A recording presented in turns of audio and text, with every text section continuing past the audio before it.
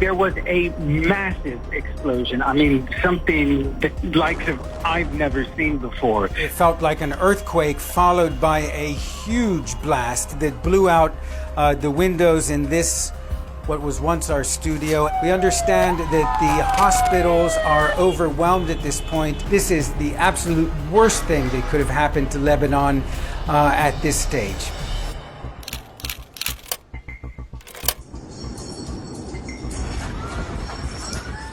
The reporter for the Los Angeles Times here in Beirut had tweeted a picture of a fire in the port itself. And just about 15 minutes later, after he tweeted that picture, that video, there was a massive explosion. I mean, something the likes of I've never seen before. The windows of the CNN bureau have been completely blown out. If I'm looking at the buildings all around me, many windows are also smashed. There's lots of glass and other debris in the street.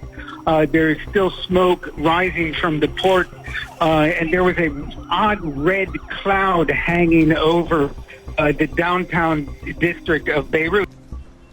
Well, this explosion took place in the port area. It was preceded by some sort of fire. It appears in a warehouse, which, according to the official Lebanese National News Agency, contained fireworks. But what we felt, and in this building, this is where CNN's office used to be, it felt like an earthquake followed by a huge blast that blew out the windows in this, what was once our studio, and the window frames as well. Just panning the camera around, you can get an idea of the level of damage that happened. And this damage, of course, is duplicated throughout much of central Beirut, and in fact kilometers from here. I've spoken to people in the neighborhood of Jemaisi, which is closer to the port, told me of a scene of total destruction where all the windows were blown out.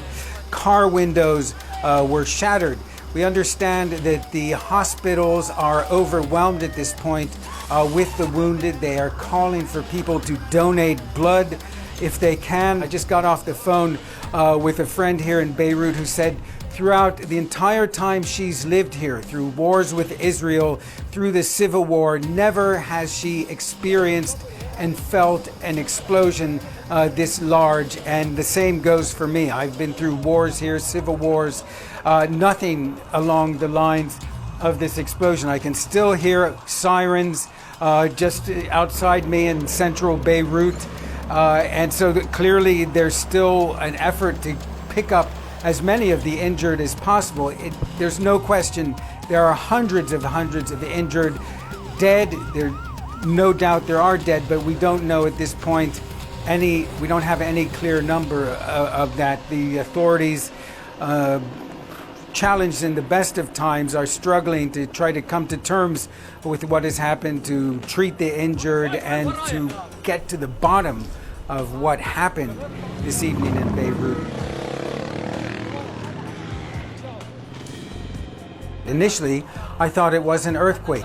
Beirut has had earthquakes in the past. I thought that's what it was, but of course it was followed by this massive explosion which blew out the windows in this room, the windows next to us, our front glass doors, our neighbors. Every building in this area has lost its windows, the frames blown out, and this is an area not adjacent to the port. It's well over a kilometer away from here to get there, but it has caused just massive damage in a city that has seen troubles before, but this is certainly something that has left people in a real state of shock. Added up all together, before this explosion happened after 5 p.m. this evening, Lebanon had enough troubles as it is, plus COVID. The country is about to go into, it's in a partial lockdown already to stop what has been an alarming increase, almost a tripling of the number of cases since the beginning of July of coronavirus. So certainly this is really just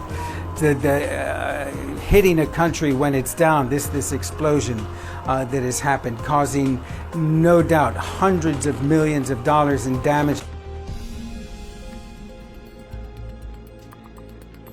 Since the beginning of July, the number of recorded coronavirus cases has almost tripled to around 5,000, with more than 60 dead.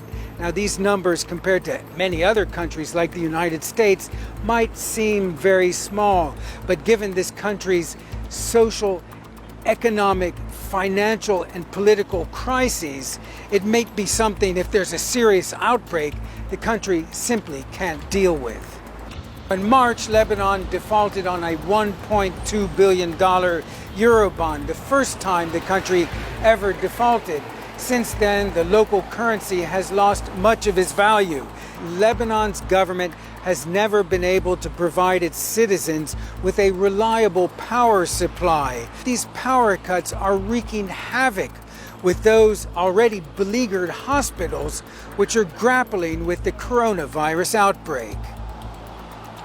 The Rafiq al-Hariri University Hospital, a public hospital, is one of the main institutions dealing with COVID-19. It has had to turn off the air conditioning in non-essential wings to conserve power. One day, the hospital director told us they had to use almost a month's worth of fuel to keep their generators running when city power was cut. With coronavirus numbers growing steadily, the director of the hospital, Dr. Firas Abyad, has warned that Lebanon is in danger of losing control. The American University of Beirut Medical Center is one of Lebanon's premier hospitals and was able to function continuously throughout the country's 15-year civil war. For decades, it has treated patients from across the Middle East, but in July, faced with rising costs and falling revenues, it fired 850 employees. We've heard that the Hotel Dieu, which is one of the main hospitals here in Beirut, has received at least 400 injured. The Rafiq Hariri University Hospital, the director there, is tweeting that they've received around 60 injuries. And of course, that's just two hospitals. Multiple witnesses are telling us about people being treated in the street, walking wounded, people conducting CPR on injured in the street, and just the destruction everywhere is massive. This is the absolute worst thing that could have happened to Lebanon at this stage. I'm Ben Wiedemann, CNN, reporting from Beirut.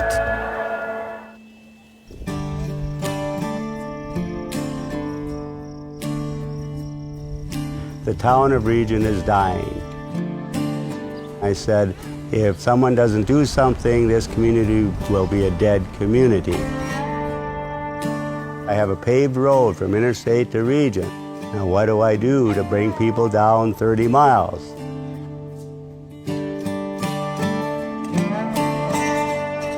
Then it dawned on me, nobody's going to drive 30 miles for normal sculptures, but they might drive for the world's largest. I started the Enchanted Highway in 1989. I've been at it for 28 years, and it takes me roughly about 4 to 5 years to do one sculpture.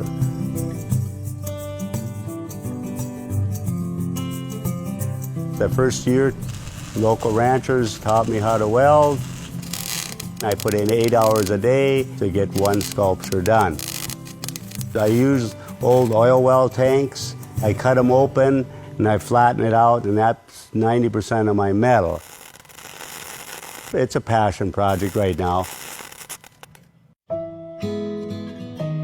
I started with the world's largest tin family. The man is 45 feet tall, the woman is 43 feet, and the boy is 23 feet. Geese in Flight has over 300 lengths of oil well pipe on, over 15 miles of weld on it, and is in the Guinness Book of Records the world's largest scrap metal sculpture.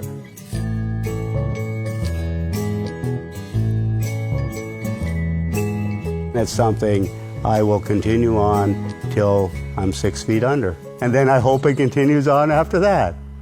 I want people to see that this guy who didn't know how to weld, didn't have an art class, if he can create something like this, I can do most anything.